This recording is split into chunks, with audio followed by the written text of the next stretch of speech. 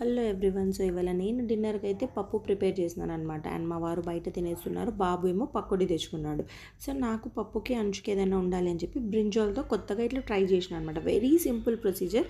మీలో ఎంతమందికి తెలుసో లైక్ చేసి నాకు చెప్పండి.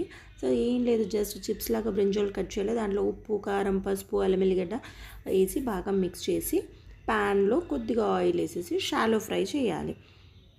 అన్ని పీసెస్ అట్లా పెట్టేసిన తర్వాత మూత పెట్టి ఒక 5 మినిట్స్ మగ్గనివ్వాలి. మంచి కలర్ చేంజ్ అవుతుందన్నమాట. ఒక 5 మినిట్స్ తర్వాత మనం ఆ మూత తీసి చూస్తే మంచి గోల్డెన్ బ్రౌన్ కలర్కి వచ్చినాయి. అంతే, ఇంకా స్టవ్ ఆఫ్ చేయడమే. మనం ముద్దపప్పు బ్రింజాల్ ఫ్రైతో తింటే అస్సలు నిజంగా ఈ కాంబినేషన్ కూడా బాగుంటుంది అని చెప్పి నాకు ఇవ్వాలనే తెలిసిందనమాట. మీరు కూడా ట్రై చేయండి. చాలా సింపుల్ రెసిపీ అండ్ చాలా టేస్టీగా కూడా ఉంది. ఇన్స్టెంట్